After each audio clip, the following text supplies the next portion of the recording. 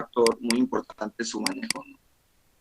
Si, si nosotros hacemos un manejo excesivo, generaremos una deshidratación rápida, que esto va a hacer cambios inflamatorios que posteriormente van a generar desmielinización de manera general, ¿no? Y aquí está mencionando algunos puntos importantes en cuanto a la corrección de la hiponatremia. Pero algo que nos interesa en un paciente que va a tener hiponatremia es que mientras más hiponatremia tenga, las células empiezan a hinchar. Y hay que recordar un poco la teoría de Monroe-Kelly que nos habla de los líquidos que se encuentran intracraneales, en las que si alguno de los tres aumenta, es decir, líquido cefalorraquídeo, sangre o la masa cerebral, entonces los otros van a tender a disminuir. Pero tenemos un espacio muy comprimido y que no se expande, bueno, en el caso de los adultos, y por lo tanto, además del edema cerebral, van a haber síntomas como convulsiones, coma y herniación, que es lo importante porque esto nos puede llevar a la muerte, bueno, al paciente. Y ahora, dentro de la fisiopatología, podemos dividirlas en agudas y crónicas, que también nos van a servir para su manejo. La aguda se define como una que se presenta en 24 a 48 horas, más bien que se desarrolla en 24 a 48 horas. En cuanto a la crónica, es una que se desarrolla en más de 48 horas. A partir de aquí, podemos decir, si un paciente llega y nosotros sabemos la causa y es parte de las causas que nosotros ya sabemos que son agudas, ya es fácil manejarlo como aguda. Sin embargo, si no tenemos la certeza de que sea una hiponatremia aguda, tenemos que manejarlo como una hiponatremia crónica debido a que las crónicas tienen un manejo más delicado.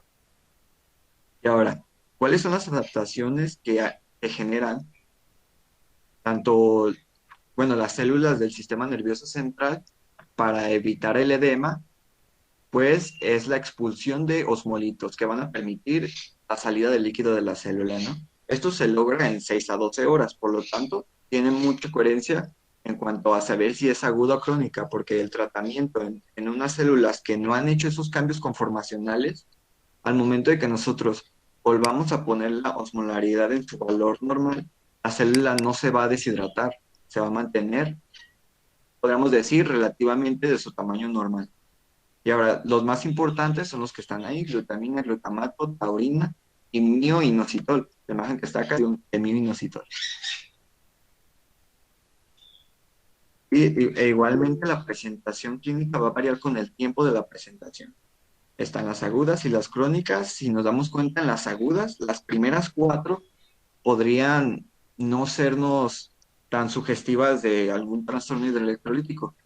Náuseas, vómitos, letargia, cefalea, confusión. Sin embargo, los síntomas severos, que incluso es importante saber cuáles son los severos, es coma, convulsiones, edema cerebral que va a llevar después a herniación de tallo y edema pulmonar neurogénico. Las clínicas suelen ser más discretas y como ya vimos son las más comunes, se presentan en leves o incluso podrían presentarse en crónicas muy asintomáticas u oligosintomáticas. Las manifestaciones comunes, náuseas, fatiga, alteraciones de la marcha y cognitivas como déficit de atención y osteoporosis, que en una caída puede propiciar a generar fracturas. Realmente no son síntomas que podrían diferenciar la aguda de la crónica. Para la clasificación de la hiponatremia va a ir por pasos. Es decir, nosotros vamos a medir nuestros electrolitos séricos y podemos ver si es leve, moderado o severa, que ahí están los valores establecidos. Leve 130 a 134, moderado 125 a 129 y severa menor de 125.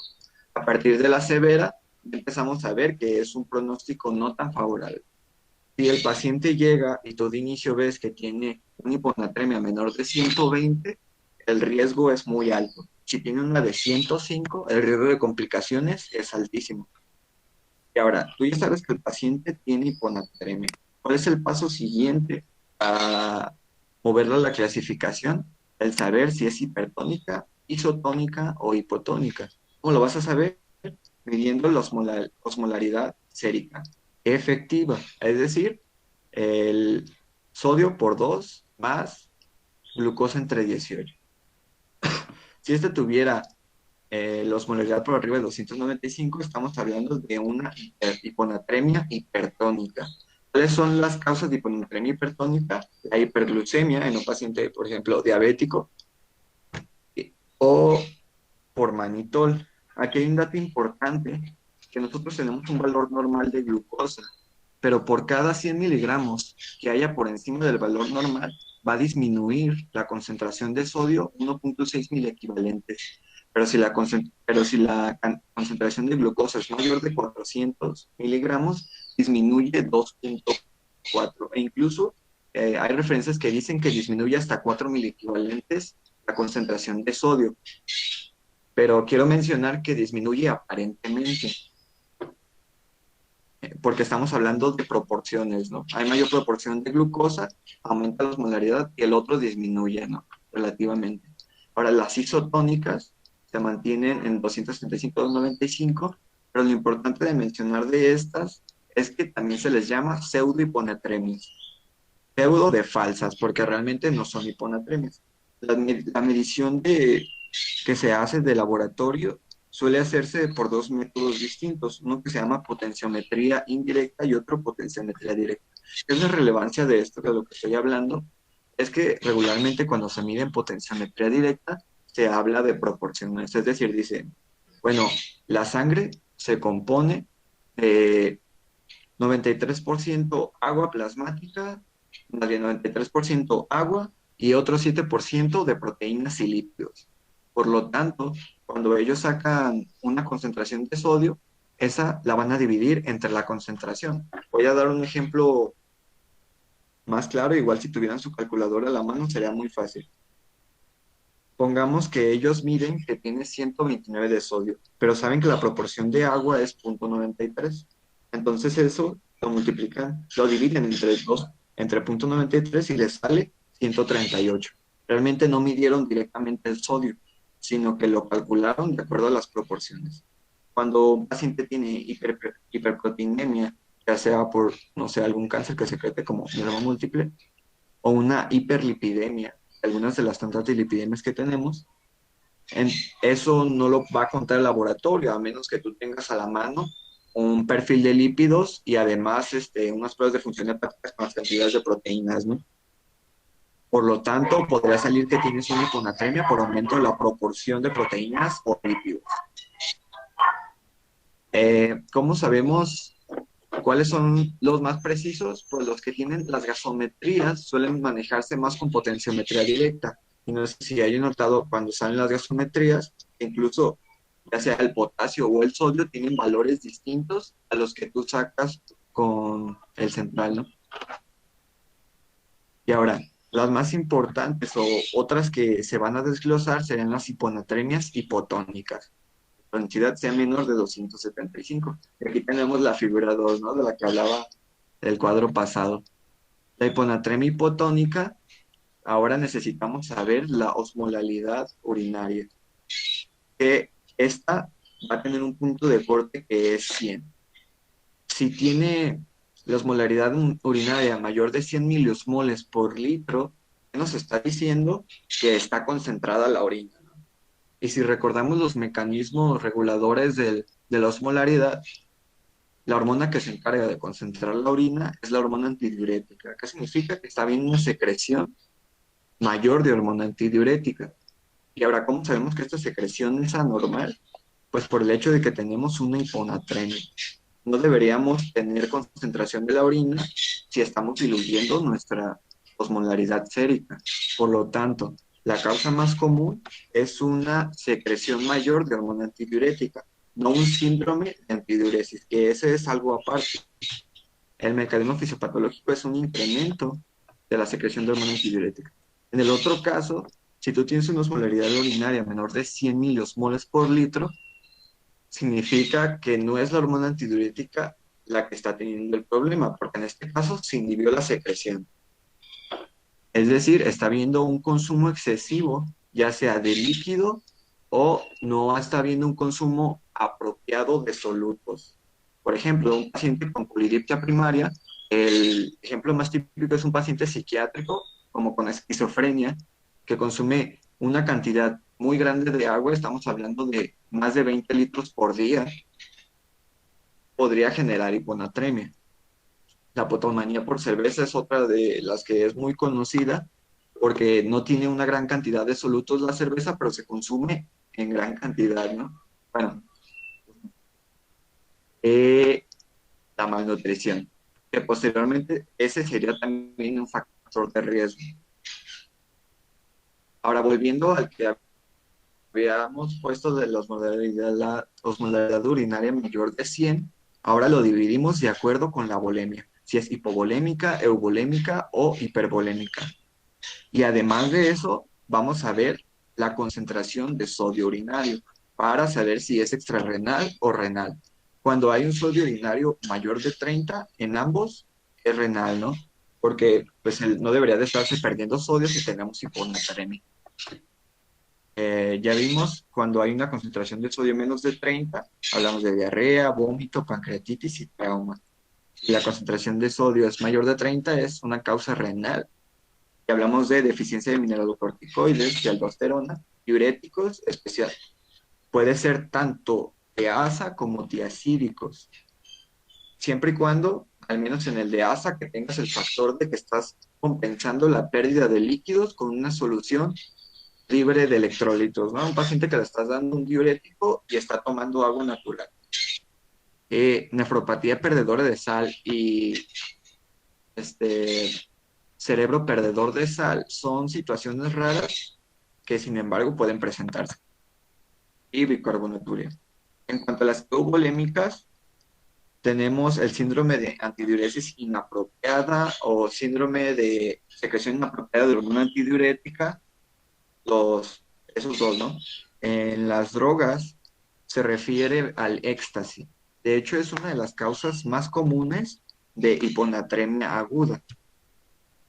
Dolor, náuseas, deficiencia de glucocorticoides, porque los glucocorticoides regulan a la baja la secreción de hormona antidiurética. Y pues de hecho, en la parte superior izquierda de la imagen mencionó algo importante, ¿no? Deficiencia de glucocorticoides se acompaña de hipoglucemia. Ese sería un dato, digamos, que nos podría ayudar un poco para orientarnos.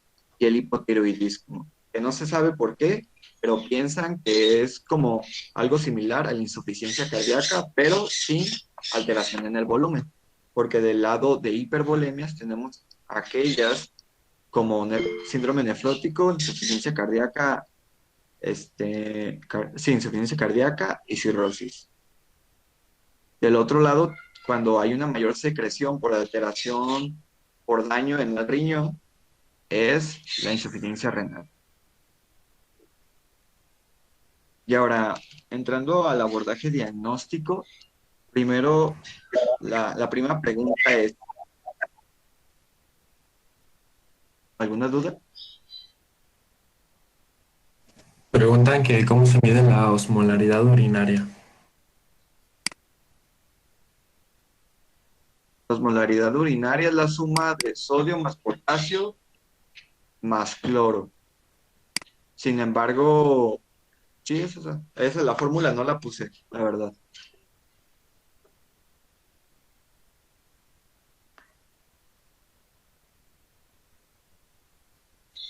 ¿Alguna otra duda?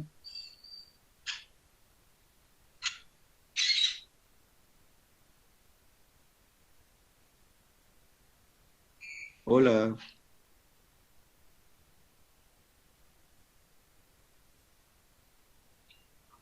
No, ninguna otra duda, gracias. Ok. Bueno, continuando, hay que saber si el paciente realmente tiene hiponatremia. Es decir, hay que preguntar, ¿no? ¿Cómo mediste el sodio? ¿Por potenciometría directa o indirecta? Y a partir de eso también checar la glucosa, ¿no? La glucosa está dentro de los valores normales. ¿Se le está aplicando algún radiocontraste o está en tratamiento con manitol? Y a partir de ahí ya puedes saber si es una pseudohiponatremia o es una hiponatremia verdadera. Ahora, ¿realmente es hipotónica? Y ya continuamos al siguiente. ¿Tiene algún defecto en la dilución? Entonces, cuando mides la osmolaridad urinaria. Y si no tuviera algún efecto en la dilución, es decir, que su osmolaridad urinaria fuera menor de 100, está respondiendo bien su riñón, ¿no? Entonces son las tres causas que ya habíamos hablado: polidipsia urinaria, hipotonía por cerveza y malnutrición, que aquí ya la mencionan específicamente como una dieta baja en gluten. Ahora, hay que evaluar el volumen extracelular. Para eso nosotros tenemos que saber la concentración de sodio urinario. Si se encuentra bajo, normal o alto, pues ahí ya este algoritmo nos ayuda mucho. Si hay una poca cantidad de sodio urinario, significa que se está perdiendo por otro lado y que nuestro riñón no es la causa. Por lo tanto, son pérdidas gastrointestinales, insuficiencia adrenal por mineralocorticoides o glucocorticoides también, diuréticos de asa, siempre y cuando se tome agua, mencioné, y cerebro perdedor de sal. Que bueno, en uno de los artículos que leí menciona que se sobrediagnostica cerebro perdedor de sal cuando realmente es una causa muy rara y necesitas tener una observación del gasto urinario y de la osmolaridad urinaria constante para ver que no hay ningún estímulo y se genera una natriuresis espontánea. Por lo tanto, ese siempre verlo como decir, pues raro, ¿no? Y además de eso, burns y pérdidas por tercer espacio. Ahora, si es normal, pues piensas en la secreción inadecuada de hormona antidiurética, el síndrome, deficiencia de glucocorticoides, hipotiroidismo. El, esta es una aguda, que sería la hiponatremia asociada al ejercicio.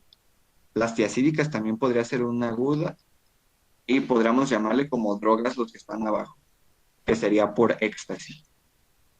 De las que tengan un volumen alto, junto con una concentración de sodio primero mayor de 30, sería insuficiencia cardíaca, síndrome nefrótico y cirrosis. Y si tiene una concentración de sodio mayor de 30, sería enfermedad renal crónica, que aquí no la pusieron en el algoritmo. Este es uno de los algoritmos propuestos. Realmente no hay un algoritmo de base que te mencione alguna guía. Sin embargo, hay otros que, en mi parecer, también se ven buenos, atractivos y más organizados. Entre estos, pues es este de otro artículo que primero te menciona, tiene hiponatremia, excluye las dos, ¿no? Hipertónica o hiponatremia isotónica o pseudohiponatremia, que ambas se les también llama hiponatremias no hipotónicas. Ahora ya es hiponatremia hipotónica. Aquí es importante saber en cuanto a los síntomas. Primero, y si es aguda o crónica. ¿Es aguda o tiene síntomas severos? Sí. Entonces aquí ya empiezas a ver si comienzas a dar el tratamiento. ¿Por qué? Pues porque ya vimos que las agudas pueden desarrollar los síntomas más graves como coma, eh, herniación de tallo, convulsiones y muerte. Si no es aguda y no tiene síntomas severos, puedes medir osmolaridad urinaria, que ya se desglosarían los que habíamos hablado anteriormente. Menos de 100, polidipsia primaria, etcétera. Aquí me gustó más este porque no te habla si es renal o extrarrenal, solo te menciona las volemias, ¿no? O sea, podría ser como un complemento o una manera distinta de verlo. Y también te menciona si el paciente está en tratamiento diurético, como causa, pues, relativamente común por el hecho de que puede ser un tratamiento antihipertensivo, ¿no? Ahora, el tratamiento de las hiponatremias, a mi parecer, es de los más interesantes. Y es porque hay que ser muy cuidadosos para evitar las complicaciones. Y por eso tienes que tener en cuenta o poner en la balanza dos cosas: complicaciones y comorbilidades.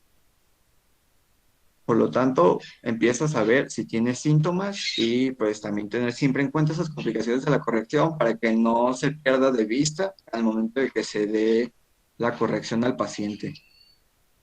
De base, todas las hiponatremias deben tener restricción de consumo de agua libre de electrolitos. Y la corrección que se recomienda, si es que tiene síntomas, es de 4 a 6 mil equivalentes en a 2 horas para disminuir los síntomas, así como el riesgo o continuidad de crisis convulsivas. Si presentara síntomas severos, se trata de inmediato. Si eres un paciente que tiene hiponatremia aguda y es sintomático, se trata. Si es un paciente que tiene hiponatremia crónica, pónganle ustedes de, no sé, 115. Y el paciente sintomático, tienes que comenzar a tratar esa hiponatremia hasta que deje de serlo. ¿Cuál es tu meta? De 4 a 6 mil equivalentes, no le subas más, porque pues hay problemas cuando los pacientes tienen riesgo, ¿no? Que ahorita lo veremos. Ahora, ¿cuál es lo que recomienda? Tanto la guía, hay una guía americana en el manejo de hiponatremia y una guía europea. Y ambas recomiendan una solución hipertónica de cloruro de sodio en bolo de 100 mililitros, hasta un total de 3 bolos y cada uno con una separación de 10 minutos. ¿Cuál va a ser tu pauta también para saber si está teniendo respuesta el que haya paro de las crisis convulsivas, ¿no? Como se menciona en el punto de arriba. Y también el que vas a estar midiendo continuamente pues, la osmolaridad y por lo tanto el sodio sérico. Ahora, en el hospital, al menos yo nunca vi una solución de 3% de sodio. Lo que suelen hacer, y de hecho lo recuerdo muy bien, es una solución salina del 0.9% con 3 ámpulas del 17.7% para hacerla hipertónica. Y eso, la indicación, al menos la que me tocó ver, fue de 250 mililitros en 6 horas. Lo cual, sí hay un ensayo clínico, pero que de hecho pone 500 mililitros en 6 horas y me mostró un aumento de 6 a 10 mil equivalentes en esas 6 horas. Sin embargo, pues no aplica en todos los pacientes, porque si tienen un riesgo alto, aumentas el riesgo que tengas síndrome de desmielinización osmótica. Y ahora, hay una gran cantidad de fórmulas que nos permiten saber cuánto podría aumentar una solución. Yo, en el caso de la solución hipertónica, se espera un aumento de 1.000 equivalente por litro por hora, por cada mililitro por kilo hora de solución. ¿Qué significa esto? Hay que suponer que tenemos un paciente y nosotros queremos reponerle un solo 1.000 equivalente, ¿no? Entonces necesitamos 1 mililitro por kilo de él. Es decir, necesito 70 mililitros de solución hipertónica, la pongo en 1 hora, ¿no? Para aumentarle 1.000 equivalente. Ahora, ¿cuándo se establece este tratamiento de infusión? En horas, cuando el paciente tiene síntomas moderados o leves. En este caso, el paciente no corre peligro su vida y por lo tanto puedes tomarte más tiempo para disminuir el riesgo de las complicaciones. Y además de eso, se recomienda una medición seriada cada 1 o 2 horas. A veces hay problemas bueno, hace rato me preguntaron como, ¿cuál es, te salen en el momento los electrolitos séricos? Pues ya la mayoría de nosotros sabemos que no te van a salir en 5 minutos. Sin embargo, pues esa es otra variable que debes de tomar en cuenta cuando vayas a tomar la medición seriada si es que la quieres tener en ese intervalo de 1 hora. ¿Cuáles son las metas? Las metas en un paciente que no tenga riesgo alto de complicaciones son de 4 a 8 miliequivalentes por día en las primeras 24 horas, con un máximo de 10 a 12. Hay ensayos que mencionan incluso complicaciones a partir de los 8 miliequivalentes. Por lo tanto, hay que tener mucho en cuenta eso. El límite máximo es de 18 miliequivalentes en las primeras 48 horas. Es decir, en las primeras 24 tú podrás reponer, en un caso hipotético, hasta 12 miliequivalentes y las siguientes 24 horas solo 6 miliequivalentes para llegar al tope. Y el paciente tiene un riesgo alto de complicaciones, que ahorita vamos a ver cuáles son los pacientes que tienen un riesgo alto, se van a reponer 4 a 6 miliequivalentes por día. Máximo 8 miliequivalentes por día, es decir, entre las 24 horas, en lugar de ser 18, van a ser 16 miliequivalentes. Y bueno, este es un tratamiento de manera general de la hiponatremia. Podemos tener tratamientos de acuerdo a la bulimia que tiene el paciente, pues porque eso nos dice la patología. Y también hay que tener en cuenta que este es un tratamiento dirigido a la hiponatremia nada más, no a la patología subyacente. Ahora, en cuanto a la hipovolémica, es por pérdidas, ya sea, por ejemplo, gastrointestinales, hay que hacer restauración de volumen.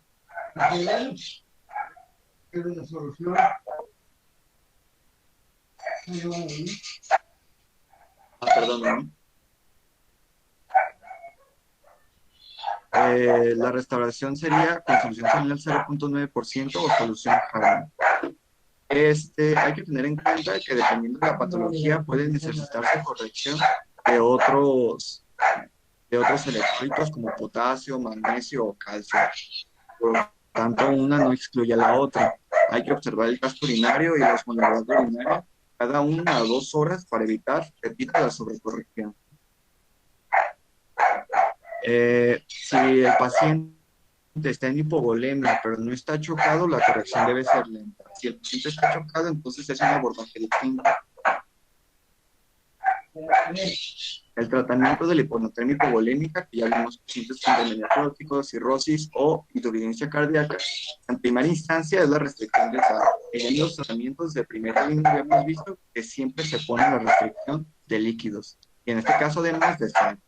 En caso de falta de respuesta, se prefieren los diuréticos de asa. Y recordar, tener en cuenta que los diuréticos de asa también pueden generar hipopremia, hipercalcemia e hipomagnesemia. Así que hay que checar todos los electrolitos.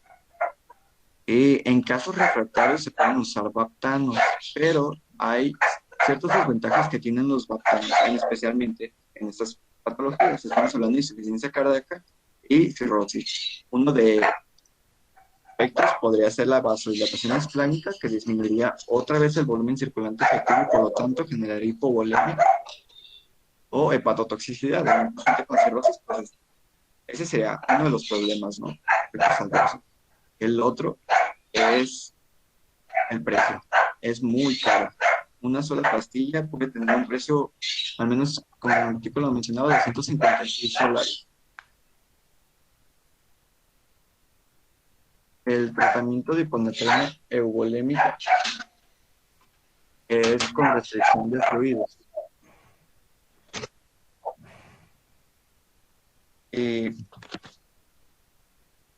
bueno, en esta también hay que recordar que era el hipocortisolismo o deficiencia de glucocorticoides, además, sí es hipotiroidismo y deficiencia de glucocorticoides. Por lo tanto, se recomienda, pues, más bien no se recomienda, sino que lo que se tiene que hacer es restaurar la hormona y además de eso, pues la restricción de fluidos. En caso de que el paciente tenga síndrome de antidiuresis inapropiada, hay que tener en cuenta que tenemos que restringirlo el fluido, pero además de eso tenemos que calcular cuánto tenemos que restringir. No podemos hacer restricción así nada más. Hay fórmulas, pero esas fórmulas no las agregué. Y además de eso, se puede agregar un consumo incrementado de solutos con proteínas. Y si no funciona, se le pueden agregar suplementos. Y refractario a eso, se le pueden dar baptanos. Pero repito, son muy caros. Aquí viene el resumen del tratamiento. Me gustó mucho esta tabla porque te menciona si la presentación es síntomas severos, te menciona cuál es el riesgo. Regularmente las hiponatremias agudas, hiponatremias hipotónicas agudas, no suelen tener tanto riesgo de síndrome de desmielinización osmótica, suelen ser más las crónicas. Ya mencionamos por el mecanismo fisiopatológico de adaptación. Entonces, ¿cuál es tu meta para incrementar de 4 a 6? Tu límite para incrementar es a la normalización. Hay ciertas referencias que te ponen como normalización 130, no necesariamente 135. Un paciente que se encuentra en hiponatremia en 130 ya tiene una mortalidad, digamos, favorecemos la mortalidad. Hubo un dato que olvidé mencionar en el inicio. Un paciente con hiponatremia moderada, es decir, de 129 a 125, tiene mayor mortalidad o sí, mayor riesgo de mortalidad para que un paciente con hiponatremia severa.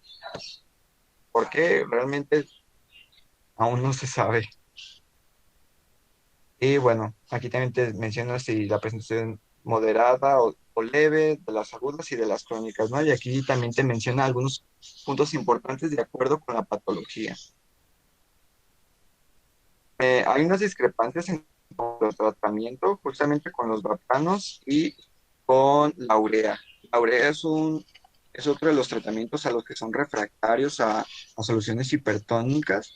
Sin embargo, pues no se puede conseguir fácilmente. Hace poquito hubo una ponencia del doctor Jonathan de hiponatremia, en las que mencionaba que él había realizado un ensayo con urea en pastillas, que tuvo buenos efectos, pero otra cosa que es poco fiable es por el sabor desagradable que tiene.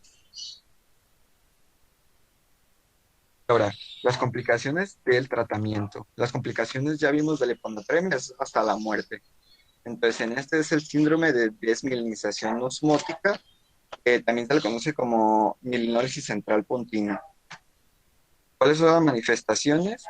Disfagia, disartria, espasticidad, alteración del comportamiento, alteraciones cognitivas, delirium, crisis convulsivas, cuadripresia, coma y el síndrome de enclaustramiento. Es decir, tienen movimientos oculares y con eso pueden comunicarse.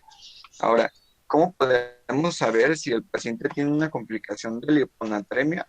Es decir, estoy en neuro o no necesariamente estar en neuro. El paciente ya tenía manifestaciones como disfagia, espasticidad y tiene hiponatremia y tiene disfagia y espasticidad. ¿Podría yo asumir que es una complicación?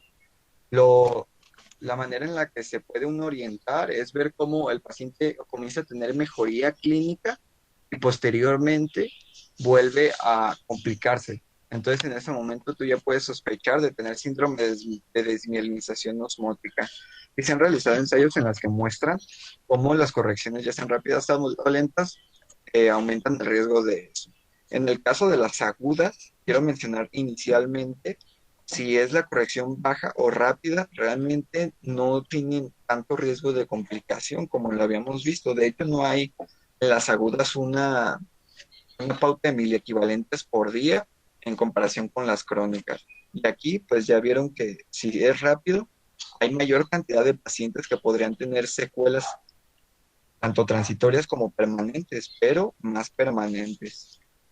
Entonces, para tenerlo en cuenta. Ahora, ¿cuáles son los factores de riesgo o que aumentan el riesgo y los de buen pronóstico respecto a las complicaciones? Buen pronóstico es que sea una hiponatremia hipotónica aguda. Como ya vimos, un restablecimiento de su natremia no generaría complicaciones o tendría un riesgo mínimo. A un paciente que llegue con una concentración mayor de 125, estamos hablando de hiponatremia moderada para arriba. Y aquellos que aumentan el riesgo y por lo tanto son de mal pronóstico, sería hiponatremia crónica que tenga una concentración de sodio menor de 105, hipocalemia, alcoholismo, malnutrición o cirrosis hepática. Y ahora, el manejo de la sobrecorrección también está establecido ya en las guías y la recomendación es, si, no sé, tu paciente tenía 115 y tú planeas subirle 5000 equivalentes porque es sintomático. Entonces, tu meta es bajarle en las primeras 24 horas, bueno, en las primeras 2 horas 5 y le quieres dejar en 8, ¿no? Entonces, le vas a dejar en 123,000 equivalentes. Pero cuando tú le pones la corrección, que le pasas tu bolo, el paciente tiene 125. La recomendación, bueno, hay que ser más exagerado, tiene 130. La recomendación es volver a ponerlo en un valor en el que se encuentren las metas. Es decir, pues yo lo voy a bajar a 123 porque esa era mi meta. Y utilizo solución dextrosa 5%, equivalente a la pérdida urinaria más pérdidas extrarrenales y sensibles, porque tú calculas, eh, tú tienes un punto de corte en tu natremia, sin embargo también estás perdiendo líquidos continuamente. La recomendación es 3 mililitros por kilo por hora. Y ahí está una imagen de una solución. Y ahora, ¿hasta que alguna duda?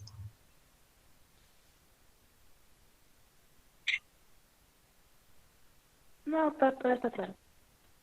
Ok, ahora sigue la hipernatremia.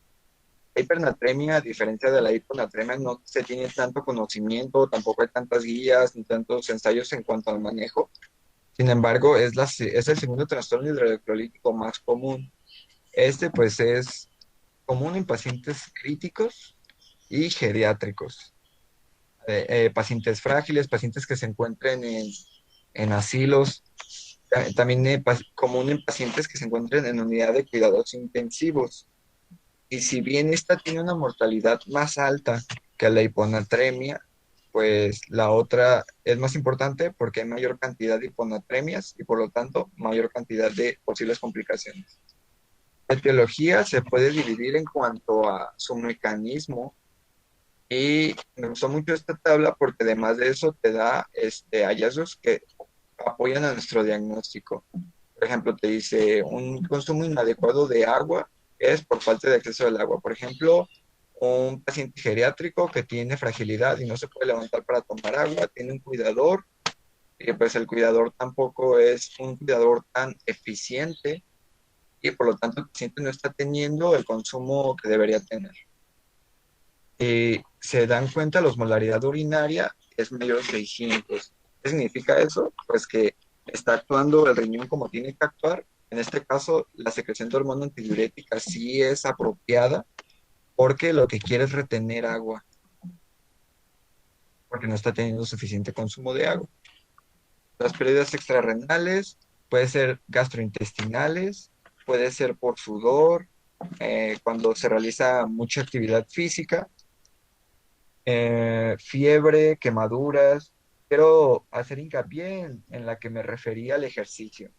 Y hace rato vimos que la hiponatremia podría generarnos, digo, que el ejercicio podría generarnos hiponatremia en la situación en la que es un, no sé, un paciente que realiza ejercicio muy prolongado, por ejemplo, un corredor de maratón, y además está tomando líquidos libres de electrolitos, ¿no? En esa situación, él se estaría, por así decirlo, diluyendo su sangre. Y ahora, defectos en la concentración renal, los diuréticos de asa o tiacídicos, o diuréticos osmóticos, como la hiperglucemia, diabetes insípida central, se presenta comúnmente en pacientes que tienen un trauma, e incluso ahí mencionan la tuberculosis, ¿no? ¿Qué nos vamos a dar cuenta en la diabetes insípida central? Que la osmolaridad urinaria es baja. Aquí menciona menor de 300 miliosmoles. Si tiene una hipernatremia, en teoría debería de concentrar la orina. Si no la están concentrando, significa que el problema tiene que ver con nuestro eje de la vasopresina. O por un consumo de sal excesivo, que realmente es muy complicado o es muy raro que esa sea la causa de la hipernatremia. O suele ser común en pacientes que estén en unidades de cuidados intensivos que se les haya administrado, por ejemplo, bicarbonato. Un paciente que cayó en paro, se le administró bicarbonato. El bicarbonato, si no se diluye, es una solución hipertónica. Por lo tanto, aumentaría la diuresis y deshidrataría al paciente. Y ahora, la presentación clínica igualmente va a variar de acuerdo con el tiempo de presentación. Como vimos en la pasada, el punto de corte es aguda 24 a 48 horas, crónica mayor de 48 horas. Los síntomas en la aguda es letargia, debilidad, crisis convulsivas y coma. Ahora, como lo vemos, la presentación aguda de la hipernatremia es similar a la presentación aguda de la hiponatremia. Entonces, los síntomas es difícil que nos sugieran o no son específicos para alguno de los trastornos electrolíticos del sodio. La crónica pueden ser asintomáticos o oligosintomáticos o presentar signos de contracción de volumen. Aquí sí es importante, la mayoría de las causas de hipernatremia son pérdidas de líquidos. ¿Cuáles son los signos de contracción de volumen? Taquicardia, hipotensión ortostática, sequedad de mucosas, serostomía, aumento de la turgencia cutánea, disminución del llenado capilar, aumento de disminución del llenado capilar, es decir, que aumentan los segundos. El abordaje diagnóstico aquí tampoco es tan complejo. como lo presentó las hiponatremias. Pero sí, como de base, hay que medir el sodio sérico. De la misma manera, hay que entender que podrían haber también pseudohipernatremias. Es decir, voy a poner un ejemplo. Es un paciente que tiene hipoalbuminemia. Ahora cambiarán las proporciones, ¿no? En lugar de tener muchas proteínas, si tienen pocas proteínas, podría salir que el sodio está alto. Si es por potenciometría indirecta. Hay que medir el creatinina y boom, ya que nos permiten saber si el paciente tiene depresión de volumen. Ponen de corte un boom por un ratio boom CR mayor de 20, sugiere depresión de volumen. Si tú tuvieras un boom CR mayor de 47, es casi seguro que es depresión de volumen. Posterior a esto hay que medir la osmolaridad urinaria como en la situación pasada. Si tiene menos de 300, significa que la orina está diluida y por lo tanto es un problema en la secreción de hormona antidiurética. Sospecha de diabetes insípida. Por lo tanto, realizas prueba con desmopresina. Si aumenta la osmolaridad urinaria por lo menos un 50%, es decir, tiene 299 y aumenta a 450, es 50%. Ya puedes tener tu casi certeza de que es diabetes insípida central. Si el paciente tiene osmolaridad urinaria 300-800, puede ser diabetes insípida parcial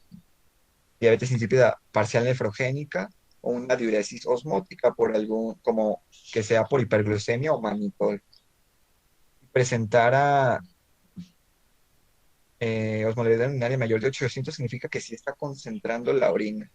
Por lo tanto, pueden ser pérdidas gastrointestinales por diarrea, que en este caso mencionaba que tiene que ser específicamente una gastroenteritis, porque ahí hay mayor pérdida de solutos, digo, sin mayor pérdida de agua que de solutos. Si fuera una diarrea secretora, en esos casos no es tan común ver hipernatremia. Pérdida por piel, fiebre, pacientes en ventilación mecánica e hipodipsia primaria. Es rara y es la que les mencionaba. Hay un recete en el otomostato, principalmente en pacientes geriátricos. Para el tratamiento, primero hay que calcular el déficit de agua. Aquí está la fórmula para el cálculo del déficit de agua y aquí puse un ejemplo. Paciente femenina de 25 años con sodio de 157. Dice, es una hipernatremia, ¿no? Y tiene 60 kilos ella. Entonces multiplicamos el peso y saca por el porcentaje. Como es mujer, el porcentaje es 50% de agua corporal total. En los hombres será el 60%. Por lo tanto, son 30 litros de agua corporal total. Esos 30 los vamos a multiplicar por el sodio sérico menos, digo, entre el sodio estimado menos 1, ¿no?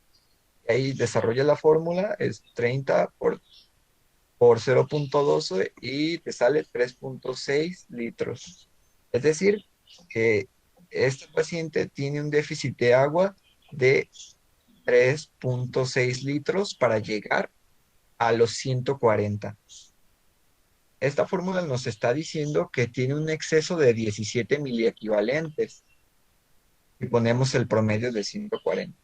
Es decir, que si nosotros le diéramos 3.6 litros de agua libre en electrolitos, podríamos llevarla teóricamente a su sodio de 140. ¿Para cuál es la meta? Es disminuir de 8 a 10 miliequivalentes por litro de solución por día. Eh, En paciente con sintomatología severa puede reducirse hasta un miliequivalente por litro por hora en las primeras 6 a 8 horas. Si nosotros dividiéramos los 17 entre los 3.6, nos diría cuántos litros tiene esa solución. Digo, cuántos litros podría disminuirnos cada litro de esa solución. ¿Sí me estoy explicando?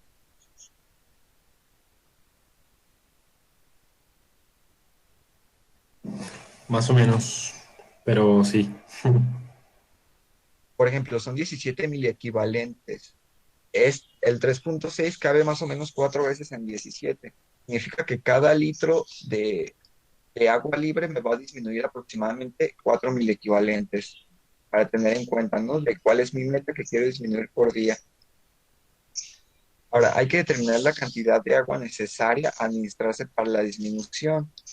Y aquí está la fórmula que nos proponen: agua total administrada por día es igual a déficit de agua calculado para disminuir 8 10.000 equivalentes, que es el que acabamos de hacer hace rato, a las pérdidas insensibles. Volvemos a lo mismo, tenemos un punto de corte a partir de cuando calculamos el déficit de agua.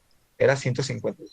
Pero en ese momento la persona sigue respirando, sigue sudando, en su caso de que esté con ventilación mecánica, sigue orinando e incluso sigue defecando, ¿no? Entonces todos esos se tienen que calcular, es decir, el balance de fluidos los debemos de tener en cuenta. De acuerdo con la solución es la administración de los fluidos. Yo les dije, tienen que poner 3.6 litros de agua libre de líquido, de solutos, pero no sé si se encuentre en el hospital o donde sea, de donde estén ahorita, una solución libre en solutos que se pueda administrar. Lo que se podría hacer, digamos, tienes una solución salina de medio litro y le pones otro medio litro de agua libre libre de solutos, como agua bidestilada. En este caso tendrías que administrar el doble, porque solamente estás administrando 500 mililitros libres por cada litro, por lo tanto multiplicas 3.6 por 2, te da 7.2, ¿no?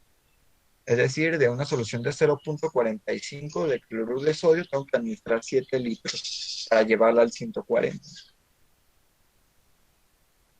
Y listo. ¿Hasta aquí alguna duda?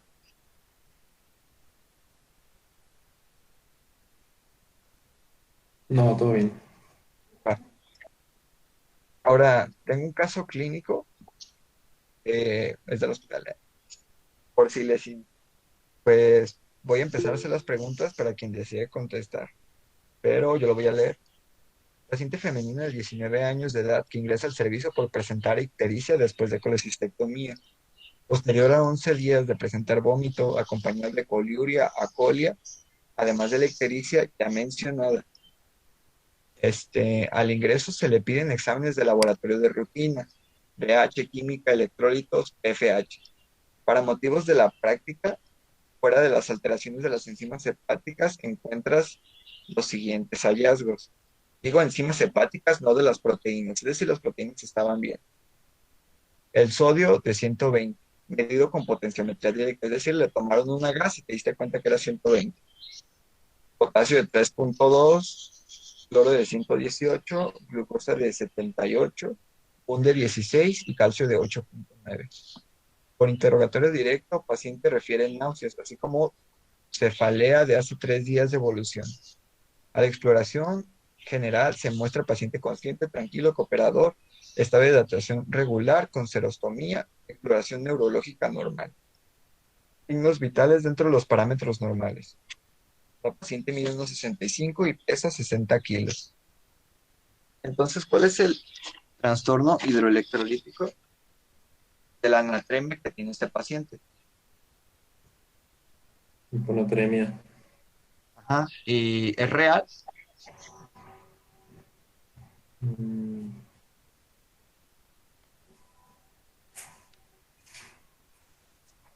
sí. Sí, es real, porque está medido con potenciometría directa y aparte no tiene alteración ni en proteínas ni en lípidos. Sí tiene hipocalemia e hipercloremia, pero solamente es tenerlos en cuenta, ¿no? Su BUN está normal, raro, y su calcio está de 8.9. Ahora, hay que abordarlo. Osmolaridad sérica, la que calculé multiplicando 120 por 2 más glucosa, más 78 entre 18, me salió 244. Por lo tanto, es una hiponatremia hipotónica.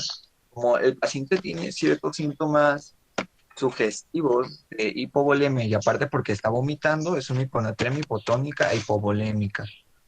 Entonces, ¿cómo esperarías la osmolaridad urinaria? El problema no es renal.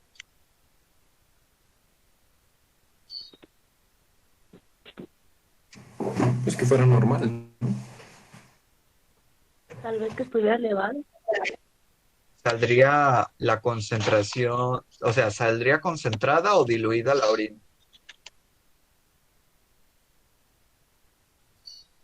Concentrada. Concentrada. Concentrada, ¿no? El riñón no está teniendo problemas, es la cuestión del vómito. por lo tanto, sigue concentrando la orina a pesar de que esté una secreción inapropiada de hormona antidiurética. ¿Y cómo esperarías la concentración de sodio en orina?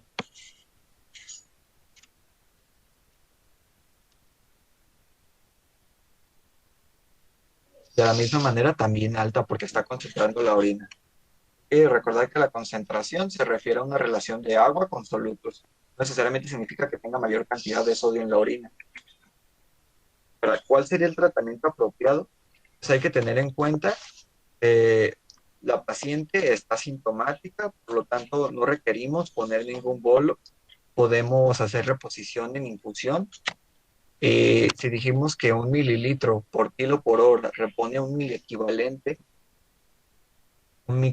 por hora, entonces hacemos esa misma fórmula, ¿no? Una hipertónica, una del 3%, multiplicamos el mililitro por los kilos, ella pesaba 60 kilos, 1 por 60, 60. Y ahora, ¿cuántos mil equivalentes le quieres reponer? Pues le quieres reponer 5.000 equivalentes, ¿no? Me estoy manteniendo en la meta de 4 a 6.000 equivalentes, ahorita vamos a ver por qué. 60 por 5 nos dan 300 mililitros. Y ahora esos son 300 mililitros que te van a reponer 5.000 equivalentes en 24 horas. Por eso necesitas dividirlos en las 24 horas del día. Lo divides y te va a dar 12.5 mililitros por hora. Es decir, que tú necesitas poner una infusión de solución hipertónica al 3% a 12.5 mililitros hora para ese paciente. Y ahora, ¿cuál es la meta que se pretende alcanzar? Ella es riesgo alto de complicaciones. Por lo tanto, se va a poner de 4 a 6 mil equivalentes por día, máximo 8 mil equivalentes por día. Pero ¿por qué riesgo alto de complicaciones? No por el hecho de que tuviera las alteraciones de enzimas hepáticas, porque ella no tenía cirrosis documentada. Es porque tenía hipocalemia. Volver a ver el caso, potasio de 3.2. No hay un punto en el que te diga si es hipocalemia leve o severa. Con el hecho de que tenga hipocalemia y ella es de alto riesgo y por lo tanto la compensación debe ser lenta. Y pues de mi parte sería todo. ¿Queda alguna pregunta, duda, sugerencia?